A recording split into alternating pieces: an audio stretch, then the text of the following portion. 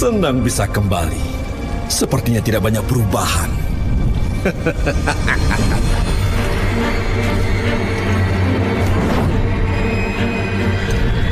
Itu sang pendakwa. Apa yang dia lakukan di sini? Kenapa ia berani menunjukkan dirinya di hadapan Tuhan?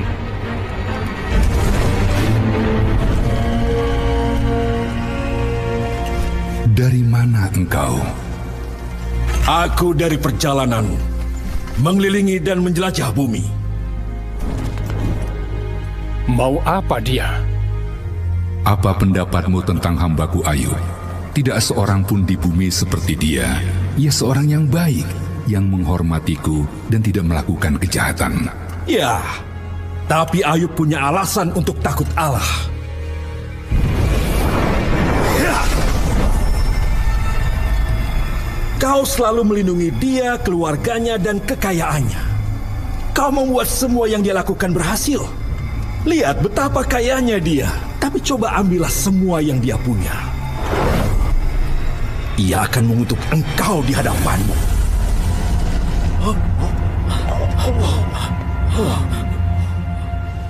Baiklah, kau boleh mengujinya. Lakukan apapun terhadap semua yang ia miliki, tapi jangan melukainya.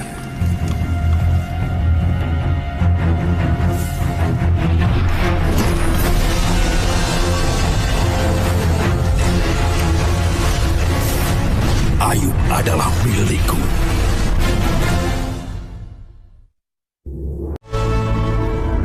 Aku membawa kalian bertemu seseorang yang kehilangan semua yang ia miliki, di mana imannya pada Tuhan sedang diuji.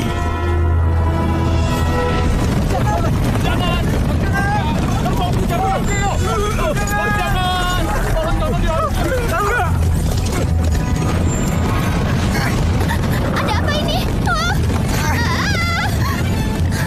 Hati-hati! Oh, tidak! Aku mengalami minggu yang buruk, Tuan. Jangan macam-macam dengan aku.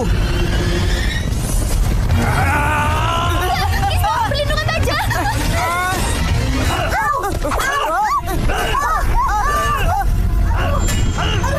5.000 lembu Ayub dicuri. Kasihan. Dan sekarang kelihatannya mendung dengan hujan api. Ya ampun, minggu ini adalah minggu yang paling buruk. Chris!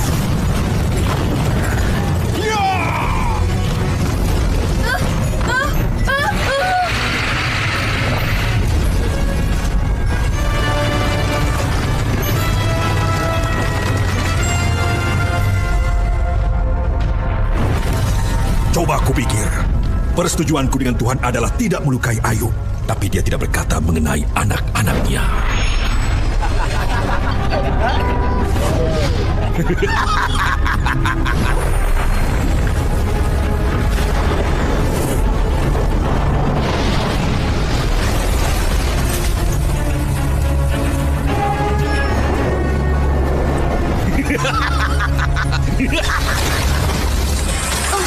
Sepertinya ini jarak yang aman dari...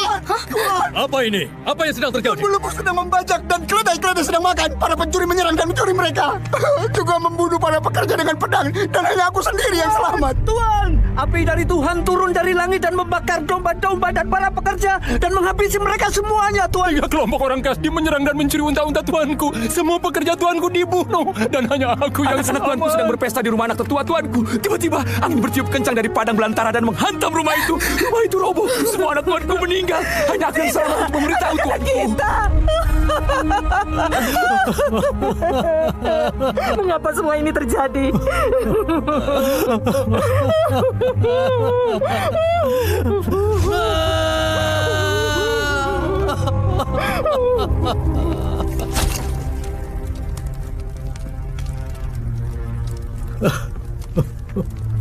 Tuhanlah yang memberi dan Tuhanlah yang mengambil. Terpujilah nama Tuhan. Seharusnya dia marah pada Tuhan atas apa yang terjadi, tapi dia malah memujinya.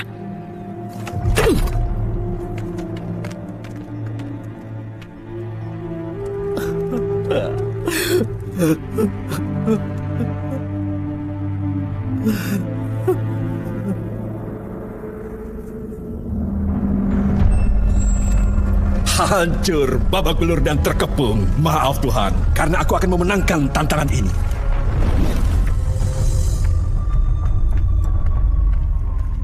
Adakah yang bisa diberikan kepada pelancong yang lelah ini? Sayangnya tuanku sedang berduka dan telah kehilangan semua yang ia miliki, bahkan hampir seluruh isi keluarganya. Benarkah itu? Ia kehilangan segalanya dalam satu hari. Keluarganya, kekayaannya. Maksudku, aku melalui hal buruk. Benar-benar buruk. Tuhan mengizinkan itu terjadi?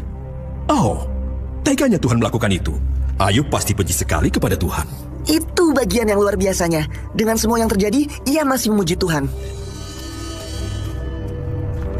Tidak mungkin, tak seorang pun telah kehilangan kekayaan, keluarga, segalanya di dunia ini, tapi tidak menyalahkan Tuhan dan bertanya kenapa.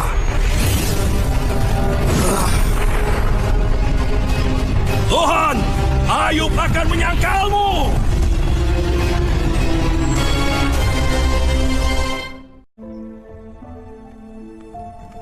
Ayub, dengan semua hal buruk yang terjadi, kamu masih percaya ada Tuhan yang menjagamu?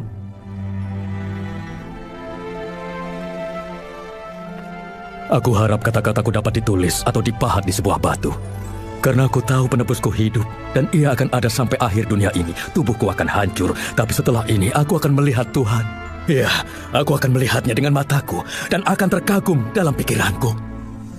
Kau mengingatkan aku pada kakekku. Dia punya keyakinan sepertimu. Memberikan ampun kepadanya.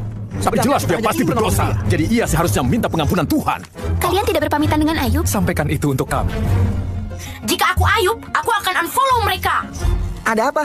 Sepertinya teman-teman Ayub pergi. Yang mereka berkata bahwa Ayub bersalah dan Tuhan sedang menghukumnya. Tapi Ayub tetap berkata ia tidak bersalah. Dan sekarang...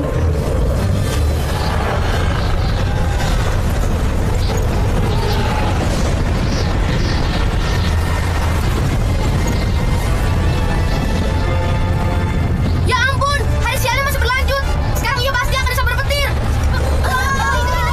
Aku sedang tidak memakai topi. Jika saja ada yang percaya padaku, biarkan yang berkuasa menjawabku. Mengapa kau berbicara banyak sementara kau tahu sedikit?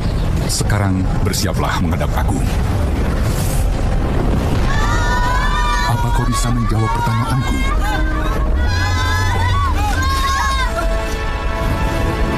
Di manakah engkau ketika aku meletakkan dasar bumi?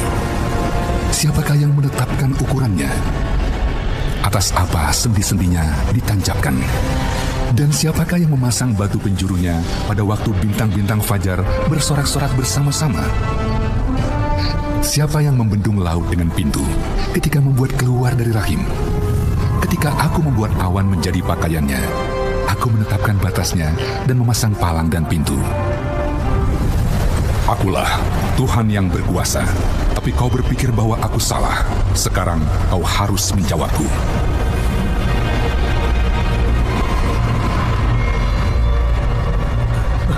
Aku tahu kau dapat melakukan apapun dan tidak ada yang bisa menghentikanmu. Kau bertanya siapa yang mempertanyakan hikmatku dalam kebodohannya. Itu aku.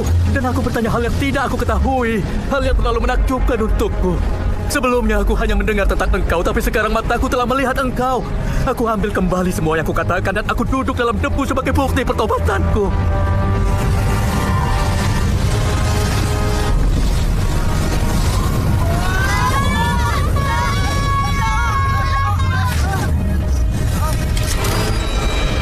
Angin topan ini mengarah ke Elifas, Bildad, dan Zofar. Apa itu? Murkaku menyala terhadap engkau dan terhadap kedua sahabatmu, karena kamu tidak berkata benar tentang aku seperti hambaku Ayub. Oleh sebab itu, ambillah 7 ekor lembu jantan dan 7 ekor domba jantan, dan pergilah pada hambaku Ayub. Lalu persembahkan semuanya itu sebagai korban bakaran untuk dirimu. Dan baiklah, hambaku Ayub meminta doa untuk kamu, supaya aku tidak melakukan aniaya atas kebodohanmu.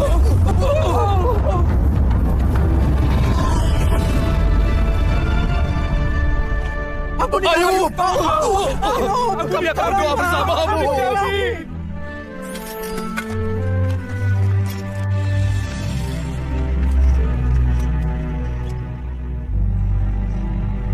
Ayub tidak pernah kehilangan imannya kepada Tuhan. Kami salah. Tuhan meminta kami memberikan korban bersamamu. Tolong ampuni kami. Di dunia banyak pencobaan dan kedukaan, tapi kuatkan hatimu karena aku telah mengalahkan dunia. Setelah Ayub berdoa untuk teman-temannya, Tuhan memulihkan keadaannya. Bahkan Tuhan memberikan kekayaan 2 kali lebih banyak dari sebelumnya. Ia juga memberikan Ayub 7 orang putra dan 3 orang putri. Di seluruh negeri tidak ada seorang wanita pun yang sebaik putri-putri Ayub. Dan Ayub hidup 140 tahun setelah itu, menyaksikan 4 generasi keturunan dari anak-anaknya dan cucu-cucunya. Lalu ia meninggal, seorang yang hidupnya panjang dan penuh arti.